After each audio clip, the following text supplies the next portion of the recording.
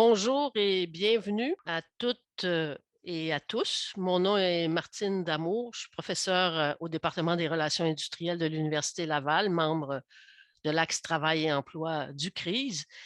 Et c'est avec plaisir que je vais présider cette conférence de clôture intitulée L'innovation sociale et le modèle québécois, continuité ou rupture, avec deux invités, Benoît Lévesque et Marie J. Bouchard. Avant de vous les présenter, je vous demanderais de bien vouloir, je vois que vous êtes très disciplinés, là, mais je rappelle la règle, fermez votre microphone si vous ne prenez pas la parole afin d'éviter les interférences. Et ensuite, je vous rappelle que la séance est enregistrée et elle sera diffusée sur le site web du CRISE. Alors, si vous ne voulez pas que votre binette apparaisse, vous pouvez vous retirer. En même temps, je vous rappelle que pour les personnes qui interviennent, c'est beaucoup plus intéressant de vous voir. Alors, sans plus tarder, je vous présente des gens qui peut-être n'ont pas tant besoin de présentation, mais je le fais quand même. Alors, Benoît Lévesque est professeur émérite à l'Université du Québec à Montréal. Il a été cofondateur et directeur du CRISE de 86 à 2003. Il a assumé la présidence du CIRIEC Canada de 1996 à 2000 et celle du Conseil scientifique du CIRIEC international de 2002 à 2010. Il a publié de nombreux articles et ouvrages, principalement dans les domaines de la sociologie économique, de l'économie sociale et de l'innovation sociale.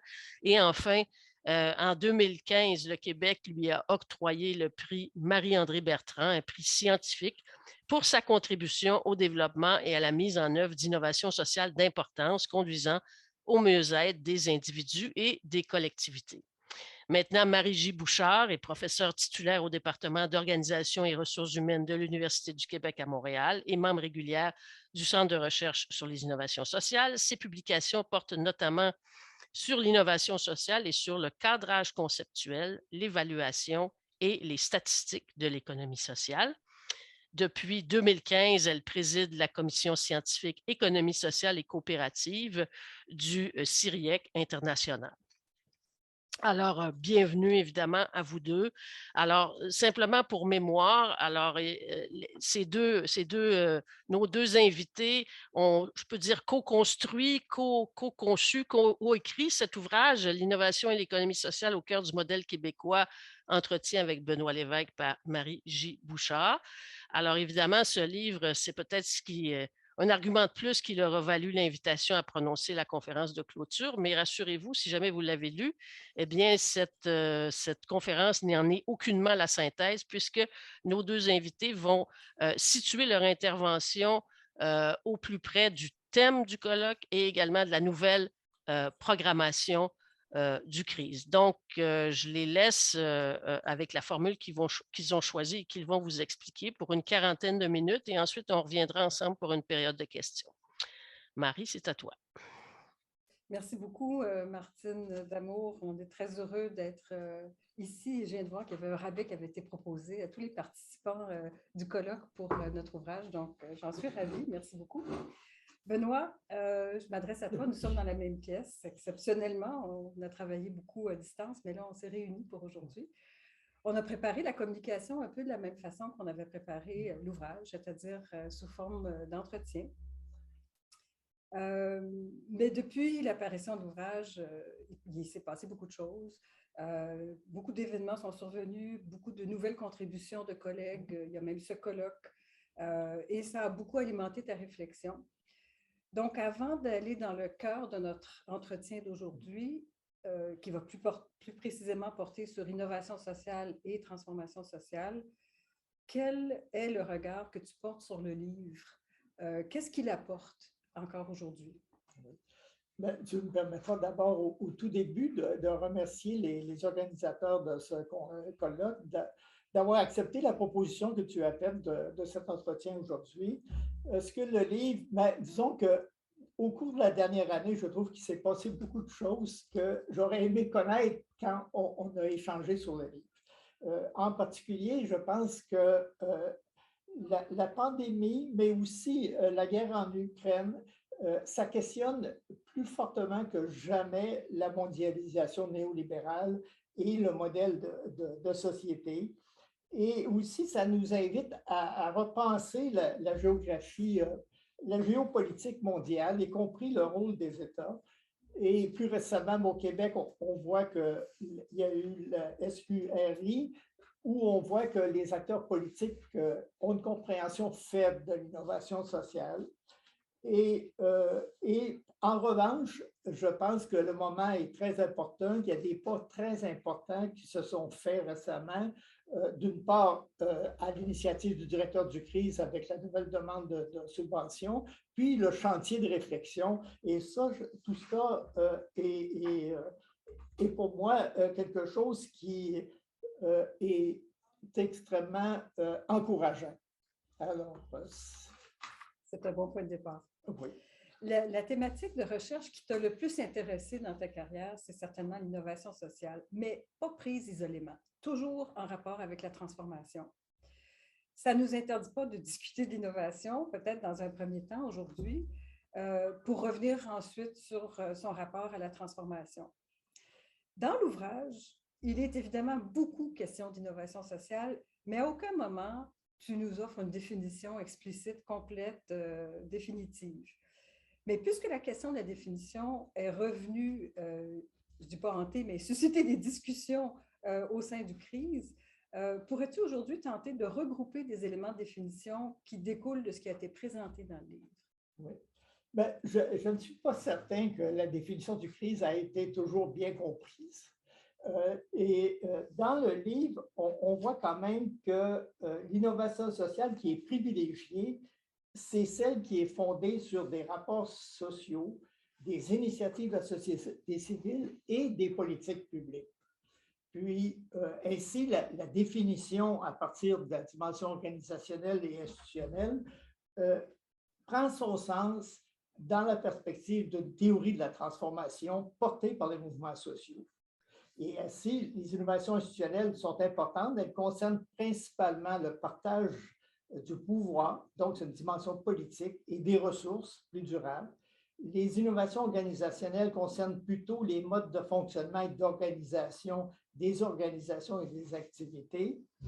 Et ces deux dimensions permettent aussi de spécifier l'innovation sociale par rapport à l'innovation technologique, même si on se rend compte que les deux sont poreuses. Et avec le temps, comme tu viens de le dire, plusieurs autres définitions ont été utilisées. Tu peux nous donner un aperçu de ces définitions et moi, en même temps, je vais partager mon écran. Je vais essayer de faire ça parce qu'on a préparé... Alors, vous aurez la liste des 13 définitions, mais pour moi, on peut identifier une douzaine de définitions de l'économie sociale qui apparaissent dans le livre et que je regroupe en 7 grandes catégories. Et ces définitions, ils sont toutes importantes parce que, également importantes, mais elles font partie de plus en plus du langage. Comme on l'a vu hier là, avec l'atelier avec Marie sur l'évaluation, où on voyait ces définitions. La première définition, c'est celle que je viens de parler du CRIS au départ, qui était innovation sociale définie en termes organisationnels et institutionnels, mais aussi la définition qui est apparue très rapidement, c'est que l'innovation sociale est définie comme un processus, surtout à partir des années 80-90.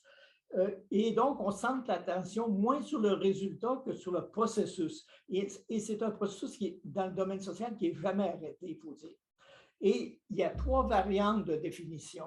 La première, c'est définir le processus de façon linéaire, émergence, expérimentation, et ainsi de suite, jusqu'à diffusion. La deuxième, c'était celle qui était apportée par aussi bien par Calon et Latour, mais aussi par Rosenberg et Klein, c'est de définir l'innovation comme un processus tourbillonnaire, c'est-à-dire qu'il y a des retours en arrière, il y a une conceptualisation, il y a beaucoup d'incertitudes, des controverses, des conflits, ainsi de suite. Puis, une dernière définition qui est apparue plus récemment et que moi je trouve très intéressante en termes de processus, parce que c'est le travail, définir le processus comme un travail institutionnel qui mène à une auto-institutionnalisation et qui est continu.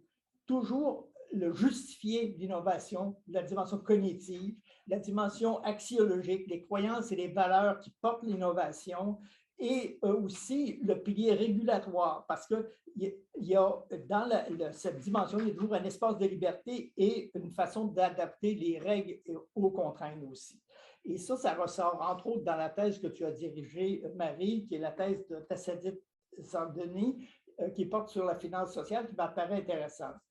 Une troisième définition, c'était celle de système qui convient particulièrement pour les politiques publiques, qui laisse voir quels sont les services nécessaires qui forment le système, qui soutiennent, soit dans un État ou soit dans une collectivité. C'est la recherche, le financement, la formation, l'accompagnement. Et une quatrième qui est celle qui fait suite, c'est celle qui est de plus en plus répandue, qui m'apparaît encore plus intéressante, qui est moins rigide, c'est la définition de l'innovation sociale comme écosystème, où tous les éléments sont interreliés entre eux, qu'ils soient des éléments visibles et invisibles. Et la troisième, pas la troisième, mais la cinquième, elle pourrait arriver avant, c'est l'innovation définie en termes de finalité sociale. Ça m'apparaît important, mais en même temps, j'ai un bémol parce que très souvent, on ne peut pas définir cette finalité sociale exclusivement par le discours des porteurs de l'innovation.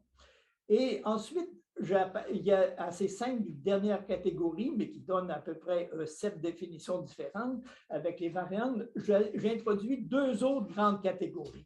C'est des catégories de définition qui se veulent intégratrices, qui intègrent divers éléments. Et une première de ces définitions, il y en a plusieurs de ces définitions, mais certaines d'entre elles sont très syncrétiques. Donc, il intègre plusieurs éléments. C'est le cas de la définition en 2011 du SQ, du Regroupement québécois d'innovation sociale, qui dit lui-même s'inspirer de 4 sources différentes qui sont, entre autres, la crise, Stanford Center for Social Innovation et les fondations. Le point faible, c'est l'intégration. Et ensuite, une autre catégorie de définitions qui, pour moi, m'apparaissent maintenant les plus importantes, c'est des définitions qui font le lien entre l'innovation sociale et la transformation sociale. Et là, il y a 2 catégories. C'est la catégorie de l'approche multiniveau, qui est déformalisée dans les années 2000, multi-level perspective, et l'approche du crise plus ancienne, mais on reviendra plus loin sur ces 2 approches. Mais ça montre cette variété de définitions. On les retrouve dans le langage des acteurs sur le terrain, entre autres, de plus en plus. Mais comment est-ce que ce travail de définition, de théorisation, comme tu dis, on va y revenir tout à l'heure, mais comment est-ce que ça permet d'avancer dans notre compréhension et dans notre connaissance de l'innovation sociale? Dans les entretiens qui ont donné lieu au livre, tu as expliqué que l'approche des sciences sociales cherche d'abord à observer des faits pour ensuite les théoriser, donc une approche inductive, mais aussi qu'en partant d'une théorie de l'innovation sociale, on peut déduire des observations et un certain nombre de faits stylisés. D'abord, quels sont les faits stylisés de l'innovation sociale que tu as pu déduire des travaux qui ont été faits aux crises?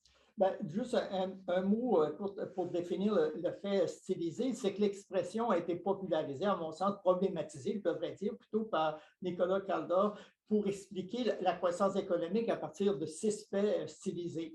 Mais ces faits stylisés sont constitués de représentations simplifiées de la réalité et s'appuient cependant sur des faits significatifs, et ce qui n'interdit pas, évidemment, des contre-exemples. Mais cette notion, à mon sens, est proche de l'idéal type de Weber, qui n'existe pas de réalité, mais qui permet de comprendre. Mais à partir des cahiers du crise, parce que j'ai lu presque la plupart, et j'ai commencé à essayer de dégager des faits stylisés il y a quelques années, et j'en ai identifié pour la préparation pour notre conversation une quinzaine de faits stylisés. Je ne dépasserai pas tout, vous avez la liste qui est là, mais disons que c'est des faits qui ressortent de certaines recherches. Donc, il y a des faits significatifs, le fait que l'innovation répond à des besoins mal ou pas comblés, ou encore qu'elle répond pour satisfaire des aspirations, mais ça ressort souvent dans les études de cas. De même, les innovations incrémentales et de rupture, les innovations ne sont pas toujours progressistes, comme on le voit avec, par exemple, les innovations dans le public management, le New Public Management, par exemple, l'orientation client, qu'on a parlé du clientélisme, c'est central dans le New Public Management. Donc, ce n'est pas nécessairement des innovations progressistes. Et donc, je pourrais continuer la suite, mais ils sont là. Il y a l'élément, l'innovation est davantage présente dans certaines sociétés, dans certains territoires. Juan Luis en parlait dans une séance précédente. Les nouveaux sentiers d'innovation qui sont ouverts suite à la crise, à des crises qui remettent en question les institutions et les organisations en place. Je dirais, et aussi le fait que les frontières entre l'innovation sociale et l'innovation technologique sont parfois poreuses, puisque l'innovation sociale a toujours une certaine technologie, ne serait-ce que la parole certains outils, alors que l'innovation technologique doit aussi répondre de plus en plus à l'acceptabilité sociale. Donc, ces faits stylisés, ils pourraient être regroupés, mais il pourrait répondre à la question de Paul-André Lapointe, qui était la typologie des secteurs de contexte, mais il pourrait aussi être élargi à partir de la BDIS dont on a parlé hier. Enfin, la question de la transformation, là, elle ne peut pas se limiter à l'innovation. C'est pour ça que maintenant, je pense qu'il faut parler aussi d'autres choses. Oui, et tu nous poses un beau défi pour la base de données sur les innovations sociales avec ces 15 faits stylisés.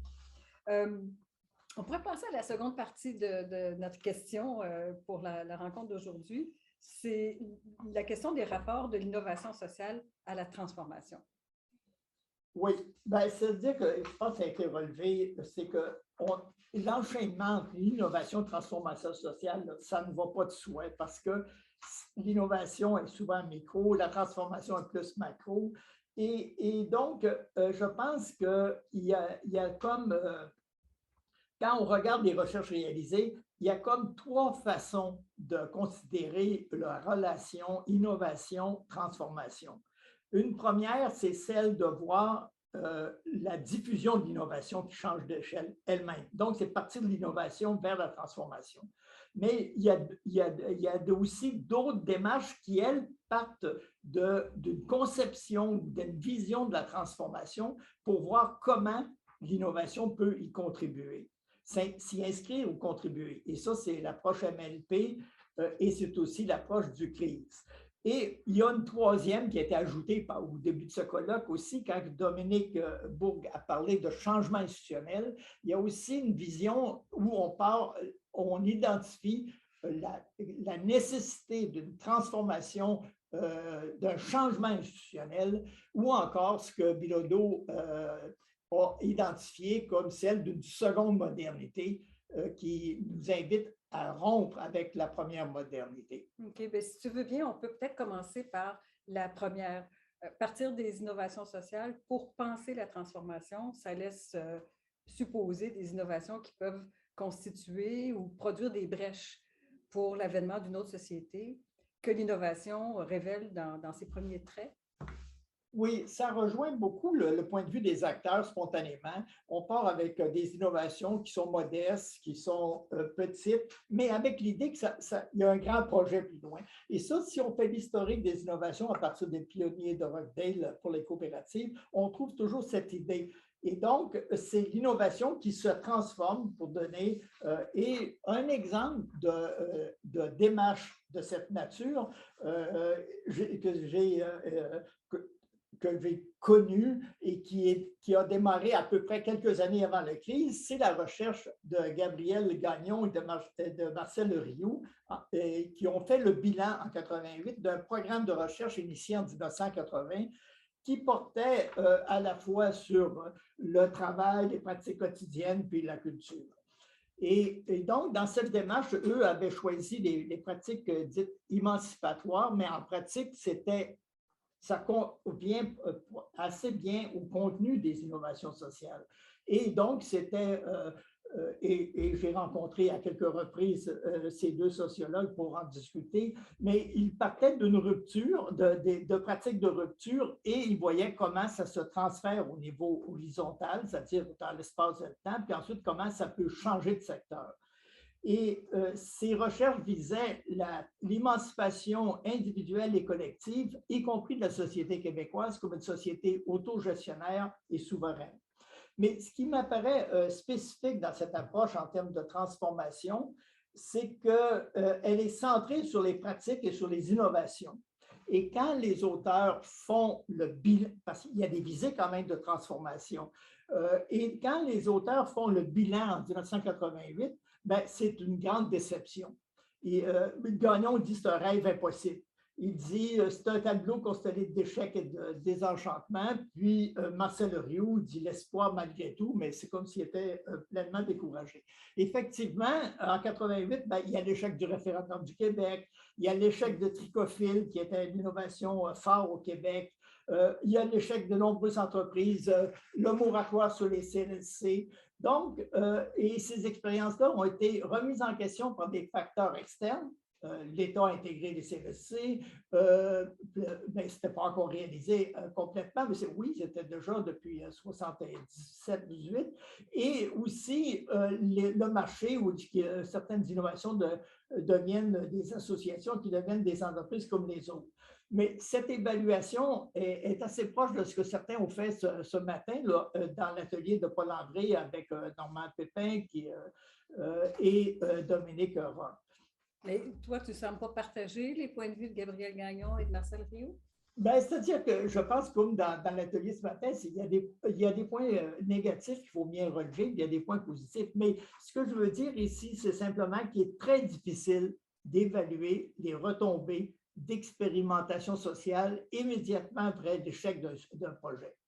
Et l'évaluation tout court, comme dans l'atelier d'hier aussi sur l'évaluation de l'innovation sociale, est aussi très difficile à évaluer l'innovation sociale. Cependant, c'est que l'innovation sociale a aussi, quand on l'évalue, il faut voir qu'elle a un rôle d'expérimentation sociale. On parlait de recherche et R&D sociale, là, moi j'aime moins le terme, parce que dans le milieu, c'était l'expérimentation sociale, des projets pilotes. Et là, il y a des, quand on en fait l'évaluation, on peut voir des retombées qui n'apparaissent pas à première vue. En troisième lieu, c'est qu'il y a aussi dans l'innovation sociale des apprentissages et ça inspire des nouvelles innovations, même quand ça a échoué. Ainsi, l'échec de Tricophile a entraîné des retombées très significatives. Le fondateur, un des fondateurs, Paul-André Boucher, a par la suite, à la suite de l'échec de Tricophile, il a travaillé pendant 2 ou 3 décennies à démocratiser les coopératives de travail. Et au CRIS, nous avons travaillé avec les Provenfort pendant une dizaine d'années.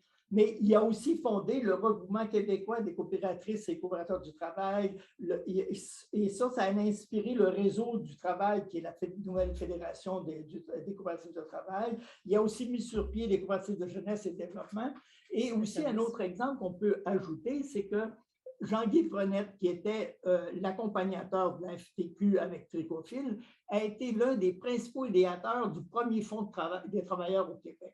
Et de l'échec de Tricophile, il avait identifié la nécessité pour l'épargne retraite de mutualiser les risques, de ne pas tout investir sa retraite dans l'entreprise où on travaille. Et il avait identifié aussi la nécessité de la formation économique pour les travailleurs. Donc, on ne peut pas se limiter juste à la disparition. Et aussi, il faut quand même admettre que sans démocratie, sans délibération, sans transparence, l'innovation sociale, même la plus prometteuse, est vouée à l'échec.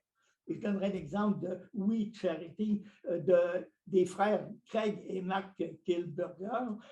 Et aussi, en revanche, que les réussites sont celles qui ont investi dans un travail institutionnel continu pour redéfinir continuellement leur raison d'être, leurs valeurs et leurs règles. Et c'est les deux exemples, par exemple, deux exemples que je peux citer. La Caisse d'économie solidaire, fondée en 1971, a 50 ans. elle s'est redéfinie toujours et aujourd'hui, elle est considérée comme la coopérative financière des mouvements sociaux, des entreprises collectives, des syndicats et des citoyens engagés.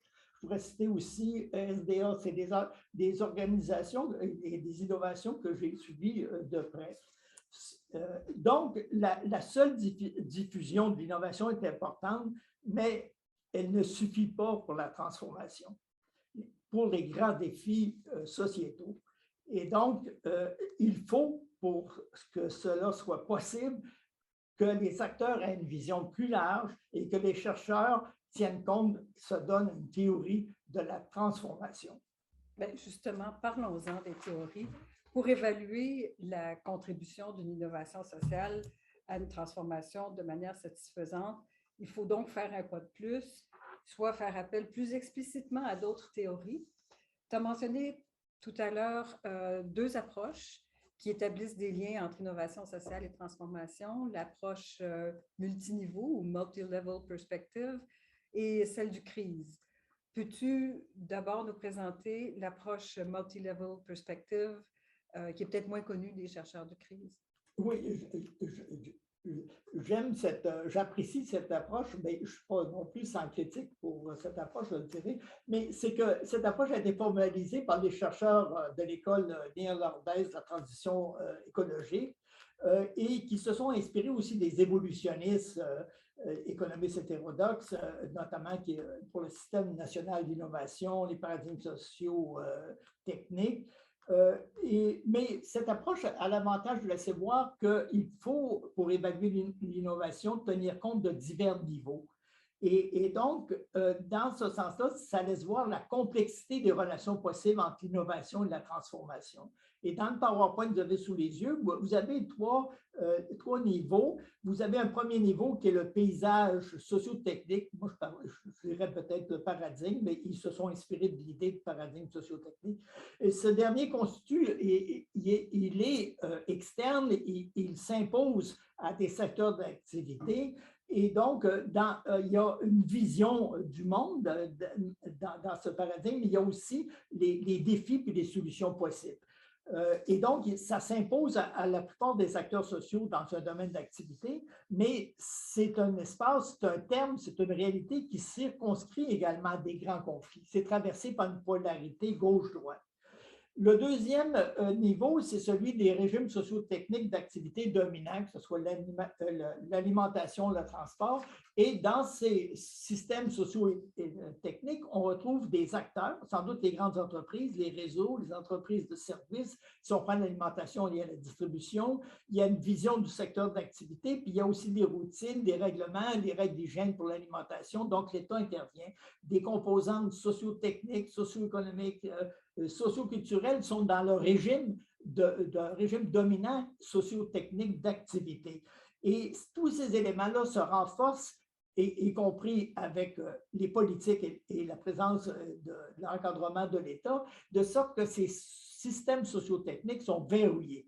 Et donc, en conséquence, ça veut dire que pour les nouveaux acteurs qui ont des innovations radicales, ils ne peuvent pénétrer cet espace du système socio-technique. Il doit donc, d'où l'idée de niche protégée. Et dans la niche, ben, on peut penser les microbrasseries, on peut penser l'alimentation saine, des tas d'exemples. Dans la niche, au fond, on retrouve des acteurs, on retrouve une vision, un paradigme, on trouve tous les éléments qui sont différents du système dominant. Et là, et donc, cette grille, donc, il y a trois niveaux.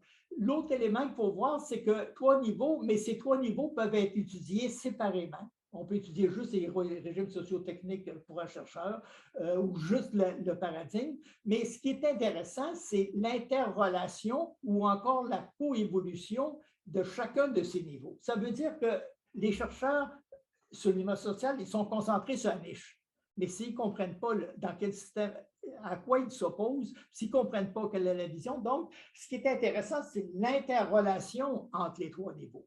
Ensuite, c'est que prenez le schéma, on peut le lire de haut en bas ou de bas en haut, mais ensuite, on peut le lire de gauche à droite. Et ça aussi, c'est très important, c'est de voir comment va évoluer Les niches vont fournir des exemples à un paradigme alternatif qui se développe à l'échelle du monde, mais en même temps, le paradigme alternatif va inspirer la niche. Et bon, et à terme, on peut voir qu'il y a certains chercheurs italiens qui ont bien montré comment peut évoluer la niche. 4 évolutions. Où elle disparaît, c'est la fin de l'expérimentation, mais elle peut avoir des effets quand même, comme on l'a vu avec le tricophile.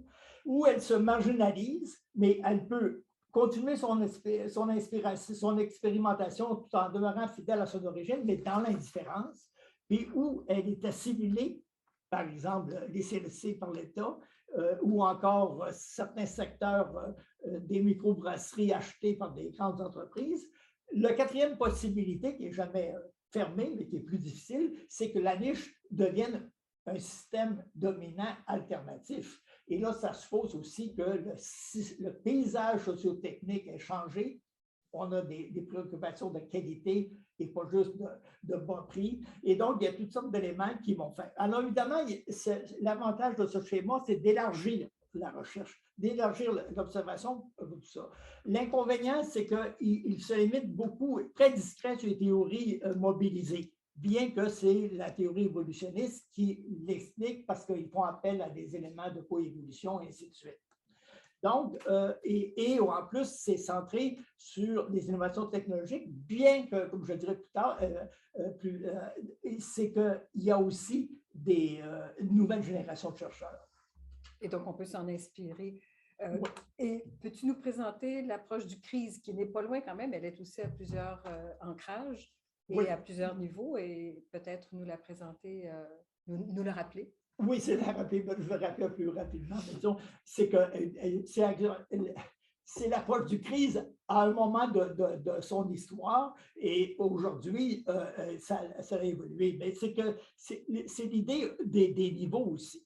Hein, et donc, le premier niveau, d'abord, c'est que dans chacun de ce schéma-là, il est centré plus sur des niveaux d'analyse en référence à des théories qui ne sont pas mentionnées dans le schéma précédent.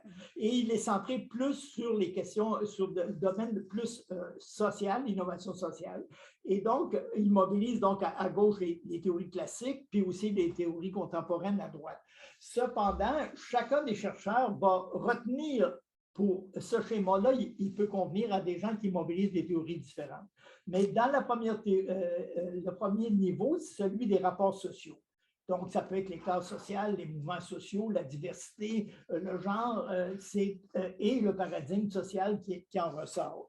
Et donc, ça, c'est le premier niveau avec des théories qui sont conséquentes.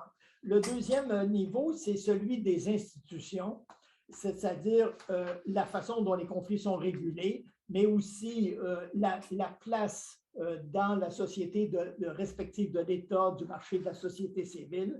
Et là, ça renvoie, évidemment, on mobilise ici des théories comme celle de Max Weber, mais aussi celle des néo-institutionnalistes ou des régulationnistes. Et il faut dire que la fragmentation sociale combinée à une plus grande diversité là, fait que les approches qui étaient identifiées jusque-là, ils doivent être fortement élargies. Parce que ça, c'est 1992, je crois. Le troisième niveau est celui des formes organisationnelles, c'est celui de la division du travail, de la coordination dans les activités. Et là, on retrouve des théories classiques de l'école française, mais aussi des contributions plus sophistiquées et plus récentes. Et chacun de ces niveaux, comme dans le cas de la grille précédente, quelqu'un peut se centrer juste sur les mouvements sociaux, juste sur les formes institutionnelles, juste sur la façon dont les organismes fonctionnent. Mais l'idée, c'est de voir que chacun de ces niveaux sont pas non plus, il y a l'interrelation entre les niveaux. Et pour moi, le niveau qui est prédominant, c'est le poids des acteurs sociaux. Et ça se manifeste dans les mouvements sociaux, mais ça peut prendre aussi d'autres formes, surtout sous l'angle du potentiel de transformation. Et ce schéma-là peut servir non seulement à faire des analyses à l'échelle de la société, mais aussi à l'échelle d'une région ou d'un secteur, voire même d'une étude de cas. Parce qu'on retrouve des acteurs, on retrouve des éléments institutionnels et organisationnels. Et je le compléterai, à l'époque, on le complétait avec le modèle de développement, mais aujourd'hui, je parlerai plus de modèle de société que de développement. ce qui permet d'inclure la décroissance. Et donc, là-dessus, je suivais Alain Despietz avec les acteurs sociaux, les modes de régulation, les modes de production, de consommation, l'insertion dans la vision du travail international. Mais malgré tout, même si ce schéma est encore, à mon avis, très pertinent, il fait un peu 30 glorieuse. Hein? Il correspond à cette période au moment où on était en train de l'élaborer. Et dans l'ouvrage, tu nous parles de génération d'innovation sociale. Comment ce schéma permet-il d'aborder différentes générations? Oui, c'est juste, c'est que ce schéma a été élaboré suite à la crise et essayer de prévoir en même temps quel serait le modèle de développement à venir. C'est-à-dire que les générations, on a parlé dans le sommet que comment l'innovation sociale est ancrée dans le contexte. Mais elle est entrée dans le contexte, c'est-à-dire qu'elle est rentrée dans un cadre géographique, mais aussi entrée dans le temps. Et donc, dans ce sens-là, les générations, ils apparaissent dans le temps, ils sont différentes. Ils sont différentes. Les acteurs sociaux ne sont pas les mêmes. Il y en a des nouveaux, puis les anciens se redéfinissent. Il y a de nouvelles alliances, de nouveaux compromis. Puis une génération nouvelle ne fait pas disparaître l'ancienne. Elle peut réanimer l'ancienne quand celle-ci ne s'est pas intégrée trop fortement au système dominant. Bon, sans insister sur le modèle québécois, parce que c'est 3 chapitres dans le livre. Alors, ici, je pourrais, si j'avais à l'écrire, ce serait 3 paragraphes. Donc, ce que je peux dire, c'est que, comme tel, et je pense que le Québec n'est pas nécessairement un exemple absolument distinct de toute autre société, c'est que la première génération, c'est celle des années 60-90, où les acteurs qui étaient prédominants dans la société québécoise, tout au moins, c'était les syndicats de patronat dans un affrontement et l'État interventionniste, la modernisation a été possible grâce à un compromis entre ces deux classes sociales. Et les innovations ont permis un État-providence et un État interventionniste. Et donc, dans cette perspective-là, les innovations sociales ont souvent été intégrées à l'appareil de l'État. C'est une innovation sociale, son avenir, c'était que si elle est bien, l'État va la prendre en charge. La deuxième période, c'est celle des années 80-90, où justement, on aura une gouvernance plus ouverte à la concertation et au partenariat. Et l'acteur qui va être le plus prédominant jusqu'à un certain point dans l'innovation sociale, sans doute souvent avec le soutien de l'État, c'est la société civile. Et l'institutionnalisation tend à être non seulement reconnaissance par l'État, mais elle tend à devenir au cours de cette période une auto-institutionnalisation, où les acteurs deviennent soucieux de leur autonomie et aussi remettent en cause parfois le partenariat avec l'État. C'est le cas de l'action communautaire autonome dans sa première période. Puis la troisième génération, c'est un peu une génération, ça a été un peu pénible. C'est la naissance de nouveaux sentiers, ça c'est positif en écologie, des communs, mais il a été très difficile pour les générations précédentes. Le Parti libéral a détruit les instances de concertation dans les régions et dans les systèmes de santé, notamment les services sociaux, et il a mis en place des innovations sociales régressives, comme l'orientation client avec la nouvelle gestion publique, et donc la création d'agences. Dans ce contexte, une grande partie de l'action collective s'est orientée davantage vers la résistance et la contestation. Ainsi, innovation et contestation cohabitent au sein même de la société civile et dans une certaine mesure, il y a eu aussi une fragmentation de la gauche. Une partie de la gauche restant à défendre le modèle antérieur, puis une autre qu'on retrouve entre autres à Québec solidaire et tentant de dépasser ce modèle. Plusieurs présentations au cours du colloque ont porté ce que je qualifierais de la nouvelle génération d'économie sociale, l'innovation sociale, vers une volonté plus explicite de transformation. Ça a été, je pense, l'atelier avec Denis Bouc et d'autres qui, sur les enjeux environnementaux, a laissé de voir. Et on trouve aussi des nouveaux principes. J'en mentionne simplement quelques-uns qui font suite au commerce équitable et l'alimentation saine, mais l'économie circulaire, l'économie de fonctionnalité centrée sur l'usage plutôt que la propriété, l'économie de partage, l'économie solidaire et des communs, et ainsi de suite. On peut donc avancer l'idée de nouvelle génération. Mais les schémas concernant l'innovation sociale et la transformation qu'on a évoqués précédemment doivent donc être réexaminés, voire dépassés pour une meilleure compréhension des défis et des expérimentations relevées. Avec le temps qui nous reste, Benoît, est-ce que je me permettrais de nous amener vers la dernière, vers la conclusion? Si tu es d'accord. Vous voyez? Oui, bien, disons, je pose la question, je vais simplifier. Bon, alors je garde mes questions. Le rapport entre l'approche MLP puis l'approche du crise. C'est-à-dire que ce n'est pas les mêmes sources d'inspiration. C'est que d'une part, c'est les évolutionnistes, d'autre part, c'est les théories des mouvements sociaux.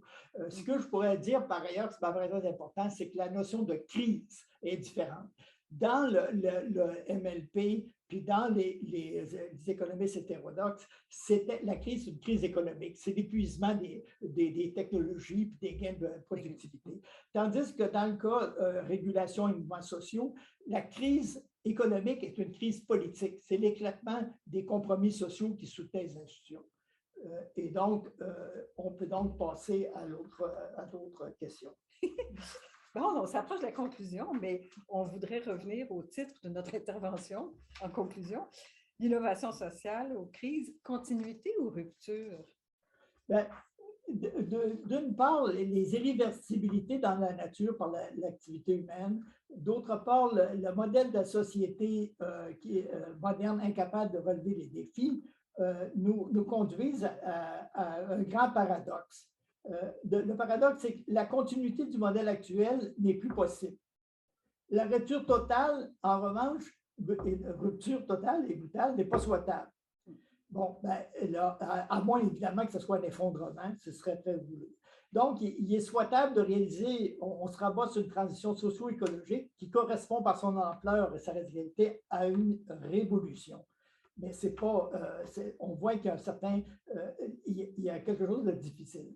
Puis plusieurs raisons nous poussent à cela parce que les approches qui est dominante pour les gouvernements, qui est l'approche économique post-classique, dissocie l'état de droit et le marché. Et donc, dans ce sens-là, le marché peut fonctionner non seulement faiblement ou non régulé, mais il peut fonctionner à l'échelle mondiale, alors que le politique fonctionne au marché, est ancré dans l'État-nation.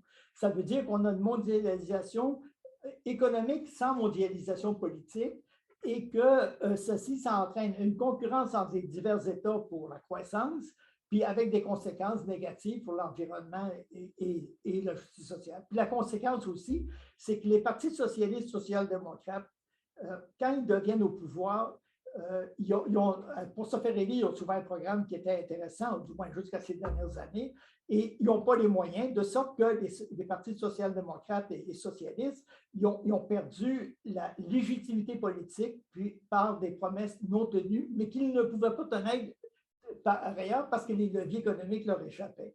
Donc, ça veut dire que là, c'est là que le défi devient un défi sociétal et civilisationnel, comme l'a dit Dominique Bourg au début.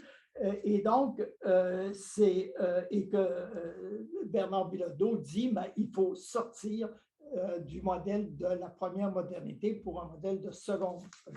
Bon, Bernard Bilodeau parle de rupture en évoquant un modèle virtuel, c'est-à-dire un scénario qui pourrait inspirer l'action, qui articule deux formes de justification. Je fais un rappel du séminaire de Bernard. Deux formes de justification, l'une fondée sur une justification rationnelle qui donne priorité à la justice et l'autre qui donne priorité au bien, un peu comme en opposition au mal, dans une perspective d'intérêt commun ou d'intérêt général. C'est à ces notions-là que tu te réfères désormais depuis ce séminaire. Tu les mobilises beaucoup. Alors, comment tu les mobilises? Oui, mais c'est qu'au fond, c'est que dans toute société, il y a une vision du monde, cosmologie, qui est le rapport des humains à la nature. Et il y a une vision, il y a aussi des justifications rationnelles pour les rapports entre les humains, puis pour les rapports des humains aux choses. Et les changements qui s'opèrent, jusqu'ici, je pense que Dominique Bourg l'a dit, on était dans un modèle dualiste, l'homme séparé, les humains séparés de la nature, puis on était aussi dans un mode de justification rationnelle avec priorité à justice. Et l'idée ici, c'est que il y a un double passage. Il faudrait passer le premier passage, c'est passer d'une cosmologie dualiste à une cosmologie écologiste. Je pense que c'est en train de se faire, mais c'est quand même, pour la réalité, c'est lourd. Puis le deuxième, c'est passer d'un mode de justification en priorité à justice avec en priorité au bien. Et là, il y a un problème majeur parce que le bien est pensé différemment, le bien comme opposé au mal, est pensé indifféremment et dans les sociétés pluralistes, il n'y a pas d'accord sur le bien comme tel. Et donc, c'est un problème majeur. En revanche, on voit quand même dans les expérimentations, la question écologique, on parle d'urgence, donc c'est pris sérieusement, mais même si les décisions ne suivent pas. Et en revanche, le bien, il était pris, quand on parle d'économie sociale, d'économie solidaire, c'est parce qu'on dépasse la justice, c'est-à-dire on considère la justice, mais aussi on ajoute le bien. Quand on dit responsabilité sociale de l'entreprise, même si ce n'est pas toujours sérieux, il reste que l'intention, c'est de dépasser ce qui était juste exigé au plan comptable et légal. Donc, on introduit des éléments du bien de la communauté, des externalités, comme on disait. Alors, ça veut dire que, de ce point-là, ça veut dire que l'écart, il y a une vision, il y a comme un saut qui était impensable entre la vision qu'on avait dans les années 90, c'était élargir la démocratie dans les autres pays, élargir la démocratie dans les pays développés, dans le travail et dans l'économie. Et ici, maintenant, ce n'est pas ça, c'est de rompre, non pas améliorer la société, mais rompre avec la société dans laquelle on vit. Et donc, c'est un saut qualitatif extrêmement important. Mais comment est-ce que ce saut ou cette société virtuelle, ce modèle virtuel peut nous amener à repenser la relation entre innovation et transformation sociale? Bien, je pense que comment ça peut être sociaux, bien, c'est un défi énorme pour les acteurs, pour les politiques, mais aussi pour les chercheurs, parce qu'il faut se donner de nouveaux outils théoriques. Et donc, il y a la nécessité d'avoir un chantier très actif qui était souvent un chantier secondaire, c'est de réflexivité sur les problématiques et sur les méthodologies. Et que ce chantier-là soit un chantier continu, international. Et donc, il y a tout un travail qui ne peut pas être fait par quelques individus, même si on adopte des points de vue très critiques. Et donc, l'idée aussi, c'est que les innovations, ce n'est pas social pour l'avenir. Le défi, ce n'est pas simplement de s'inscrire dans des tendances lourdes et à venir, c'est de contribuer à de nouvelles tendances et à de nouvelles visions, à un nouveau paradigme. Donc, tout ça est très important. Et donc, je conclurai sur le fait que les chercheurs, dans les années à venir, ont une très grande responsabilité sociale. Et donc, c'est une responsabilité sociale parce que les transformations qu'on envisage, c'est des transformations comparables. C'est ce que Dominique Bourg a dit, c'est ce que Bernard Bilodeau dit. C'est comparable à ce qui s'est passé lors de la Renaissance. Or, cette transition de la première modernité s'est faite sur des siècles. Et quand j'ai lu Bilodeau, il dit ben, ces changements, ce n'est pas pour demain. Ce n'est pas dans deux décennies ou 3 décennies, comme on dit à l'ONU, mais c'est peut-être un siècle et c'est peut-être aussi un effondrement, c'est-à-dire tellement d'irréversibilité, y compris de conflits, comme on le voit maintenant, parce qu'une régulation économique à l'échelle mondiale, c'est une régulation inexistante. C'est la guerre. On revient à Thomas Hobbes. Donc, il y a une grande responsabilité des chercheurs. Maintenant, ben, dans un sens, moi, je pense que je serais content de ne plus être là, si c'était le cas, mais ce n'est pas ce que je souhaite. Je pense qu'il y a possibilité de quand même, mais quand on parle de transformation, ce n'est pas juste de critiquer une société agonisante, c'est de penser quelque chose d'autre. Et donc, c'est là-dessus que je termine. Benoît, c'est tout le temps qu'on a. Je me souviens de t'entendre me présenter tes cadres théoriques dans les années 90. C'est toujours aussi inspirant, toujours aussi éclairant aujourd'hui. J'espère que tu seras là longtemps pour continuer de nous inspirer.